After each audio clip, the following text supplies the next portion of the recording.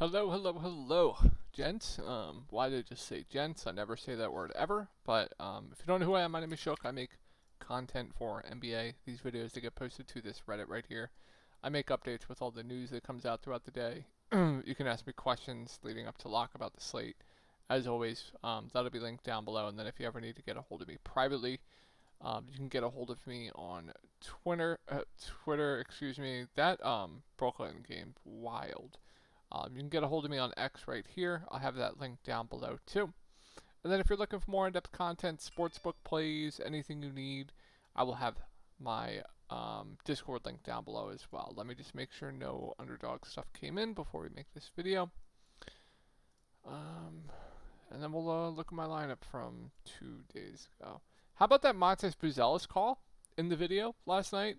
How about that? I also bet his props. I nuked his props. How about it? I'm super happy with that. And then, yeah, let's get in my lineups from yesterday. I had a good day yesterday. I'll show you guys my lineups from tonight in tomorrow's video. But you had a really solid day yesterday. Amen Thompson, the GOAT of that day, bet his triple-double at like plus 1,700 odds as well, so that was huge. Yeah, don't have to talk too much about it. Anthony Edwards killed me from having like a nuke lineup. But yeah, pretty straightforward. Livingston and where is he? Tyler Smith. Ownership 18-17% respectively was just way too low. Amen Thompson was a nuke. He was only 14%. Got the Ant Dud. Ryan Rollins was a free square, of course. And then I played Jamal and Jokic in this lineup with Thomas Bryant. Same kind of thing over here. Played Thomas Bryant, played Livingston, played the Pacers, played Jokic, Amen, Keon Ryan. So pretty straightforward lineups there. Amen and the Bucks value got me through there. So I'm excited to watch this game. I really am. First, we're going to see Fox with Victor Wembanyama. This should be fun. Chris Paul going to go back to the bench. So he is unplayable. Questionable as well. So I don't know. It's a great matchup. Going up against Atlanta, I kind of want to see where, like, sites are going to have everyone's minutes at. But, like, I think you can absolutely consider these guys. Like, I think you can absolutely consider De'Aaron Fox at 8K. You have to think about it. When DeMar got traded to Sacramento and Malik Monk entering the starting lineup, he was sharing usage with Domantas Sabonis, Malik Monk, DeMar DeRozan, De'Aaron Fox. Of course, him, Sabonis, the 1-2 punch, right? With De'Aaron Fox taking up most of the usage, right? Scoring-wise and stuff like that. But I think he's going to have a really good role here on the Spurs playing alongside Victor Wembanyama. Like, I think his assist rates are going to go way up. Like, that pick and roll game is going to be absolutely fun to watch. So, like, I kind of like De'Aaron Fox here at 8K. Of course, I don't think Fox bringing into the offense, that can only help Victor Wembanyama. Actually playing alongside Chris Paul is pretty elite. But, like, I still think Wemby's a really good spend up in a really good matchup going up against Atlanta. Like I said, I like Chris Paul. I like De'Aaron Fox in GPPs.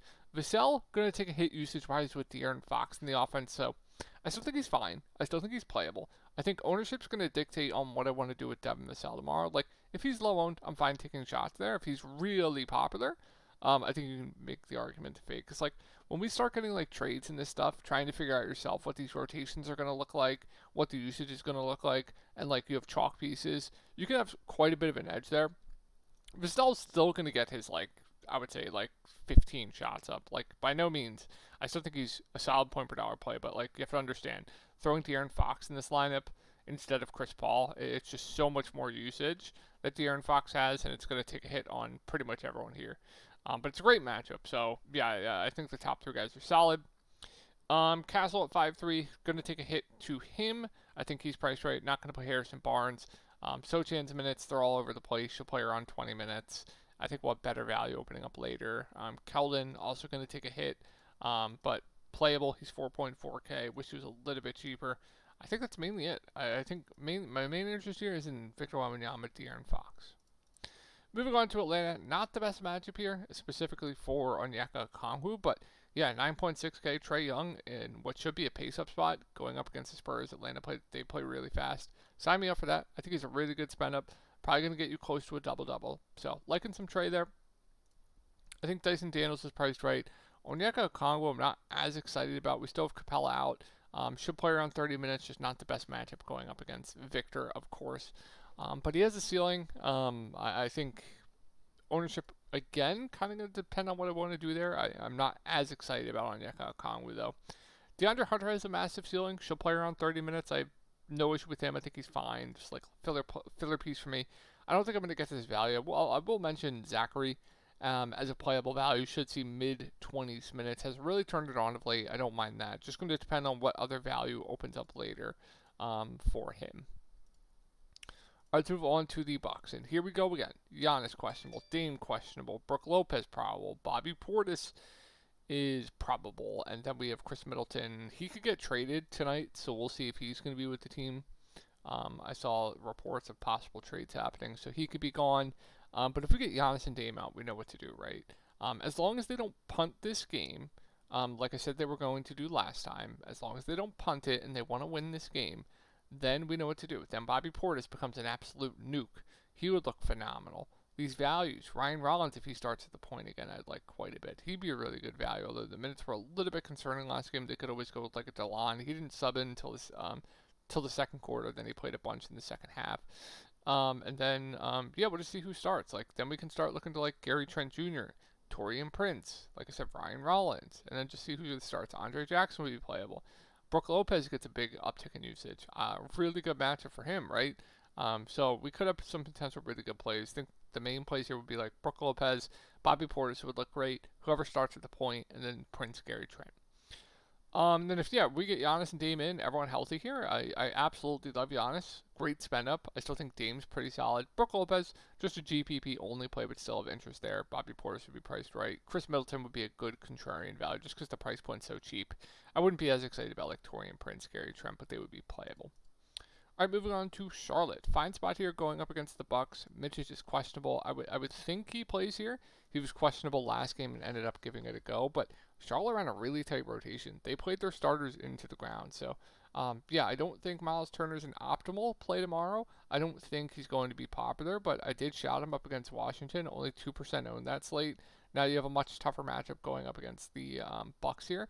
Like I said, I think he's a good contrarian spin up. I don't think he's anywhere near like an optimal play. Not a good spot here for Mark Williams, so I'll probably pass there.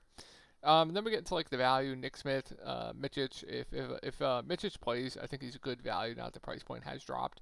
Nick Smith, outlier game. If people chase that, I'll just gladly fade. But like the good thing, they ran their starters into the ground last game.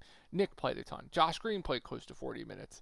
Mark, Miles, etc. So like, I think they're all safe plays. KJ Simpson should see around 20 minutes. I think he's still a good value of 4.2K. And then if Mitchich is out, KJ Simpson becomes a piss missile. He will look fantastic. I'm not going to pay that price point for Josh Green, even though he played a ton of minutes.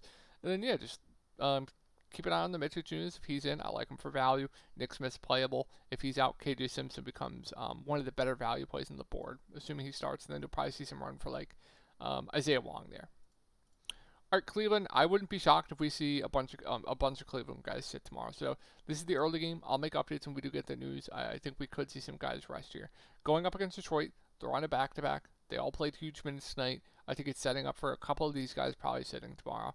I don't know which ones would sit. Maybe like one of the bigs and Donovan Mitchell would be my guess. Darius Garland he was out, I believe, a couple games ago. So he's had a little bit more rest, plus the blowout here. If everyone's in, I think Donovan Mitchell's fine. I think not as excited about really anyone else here. I think I'll probably just say it's mainly just Donovan Mitchell for me, and like Max Strus is an okay value. How many minutes did Karis LeVert end with tonight? I thought it was a pretty good value play tonight. Only 17 minutes. Looks like they're playing just disgusting. They kind of played like a tighter rotation earlier. Mobley got benched. Crazy. I think it's mainly just Donovan Mitchell here for me. If you want to throw darts in large field, maybe some interest in like Sam Merrill. That's mainly it. Not much. Moving on to Detroit, really tough matchup here. Always interesting Cade just because his role is one of the best roles for fantasy in the league right now. He's priced up to 10.5K. More of a contrarian spend up for my liking. Jalen Duren, they're probably going to need him out there for all the minutes he can handle going up against the Cavaliers. As long as everyone's healthy. So I would expect low 30s minutes here, 30, 32 minutes. He's been on a tear of late. Not the best matchup, but probably going to get you close to a double-double. I think he's once again a good point per dollar center play. Tobias Harris is going to play big minutes. That's the only plus side to him. He's going to play big minutes. Fine as like a filler piece for me. Nothing crazy. Beasley, me. Alzer should see around 20, 25 minutes. Reasonable value, but I feel like we'll have better value opening up later. I'm not going to play Tim Hardaway Jr. I'm not going to mess with anything else. All right, 9 games late, so I'm going to try and move ahead with this. We could see Jonas Valanciunas get traded, so just keep an eye on that. But assuming everyone is in here and no trades happen, then I told you guys it was going to happen. No one wanted Jonas Valanciunas. 40 bomb. Now, everyone's probably going to play Jonas Valanciunas tomorrow, and he's probably going to bust. But I absolutely love Jonas Valanciunas. It's a good spot. I think he's a great center play at 6K. Really like him as long as he doesn't get traded here. And then, Jordan Poole I've interested in at 6.5K. This price point does seem a bit too cheap. They'll run a tighter rotation in competitive games. Kuzma, he's been on a tear these last 2 games. He is the ceiling. Solid rebounder. Don't mind him. But Jonas definitely the standout here. Brogdon can't get to on a limit. I don't think I'm going to mess with anything else. If you want to go to like Koulibaly just because he'll play a ton of minutes, I think there's better plays in the mid-range. But he'll probably be like, 15% owned, 10 to 15% owned. It's fine. All right, Brooklyn. So we're going to have Ben Simmons back. I don't think anyone else will be back. So we should have Ben back. I believe D'Lo might sit tomorrow. So we'll go over it both ways. So if like D'Lo sits tomorrow, we'll see who they start. If they throw like Ben in the starting lineup, we get like mid-20s minutes of Ben Simmons at the point with no D'Angelo Russell. I'm going to really like him for value. If we get like Ben off the bench and Keon Johnson with the team to himself with no D'Lo, I'd really like Keon Johnson. This is assuming D'Lo sits. Zaire Williams, I think, is a solid value. Tyrese Martin becomes playable. Keon Johnson's good. Jalen Wilson, Claxton, really good matchup for him. Kind of like him. Kind of want to see how many minutes he ended with tonight. This game did end. It's a back-to-back here, so we could see some guys rest 28 minutes. I don't mind that. I think it's a good price point. Really good matchup. And then, like some of these guys, for sure, if D'Lo sits. If D'Lo is in, then I really like D'Lo at 6.68. Just a fantastic matchup. His role right now is elite. Like Clax, I still think Keon's playable. I do like Zaire for value. Keon had the big game tonight. Ben would be playable. And I probably wouldn't be on too much more here. I don't know why we're playing like Reese Beekman and like Tosan, who is messaging me. Moving on to Memphis. Desmond Bane is going to remain out. Brandon Clark news is massive. I would suspect Marcus Smart remains out for tomorrow. So if we get Brandon Clark out, Eddie is going to have to play a decent amount of minutes. So if we get Clark out, I really like Eddie as a value. If we get Clark in, Eddie's just playable. If we get Clark out, I like Santi Aldama. I still think he's a good value regardless.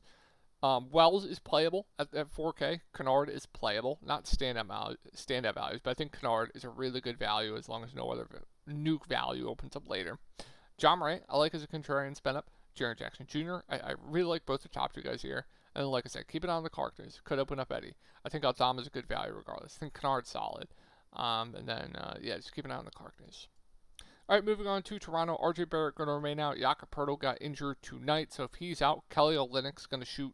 I would assume moving to the starting lineup, he would be one of the best value plays in the slate. Orlando Robinson would get the backup 5. He'd be a really good value at the flat min price because they can't play Olynyk a ton of minutes. Scotty Barnes in a great spot. I don't mind him. I think he's a good spend up. Quickly, still on the limit. It's a back-to-back. He could sit tomorrow. We'll see. If we get like quickly out, then Scotty Barnes just becomes one of the best plays in the slate to me. And then Grady Dick will be a really good value. Davion Mitchell, I believe, was a DNP tonight. They started Jacoby Walter. If he starts again, he's a playable value. And that's it. If we get like if we get quickly in on a back-to-back, I still think Scotty's good. Still like Grady Dick as a value. Jacoby, if he starts again, solid value. Wouldn't be as into like Ochai Agbaji. And then, I don't think Poeltl's going to play tomorrow. We'll see, though. But so we could have some really good values in the bigs like Kelly Olynyk and Orlando Robinson. All right, Miami. They're on a back-to-back, so like maybe we see someone sit. I doubt it. I think they're going to play everyone here. So Khalil Ware's just been awesome. Now no Joel Embiid on the other side of this game. I think he's another great center play. I think he's up there with Jonas Valanciunas. Tyler Herro's role, I've been jamming his assists every single game. His role is just elite right now.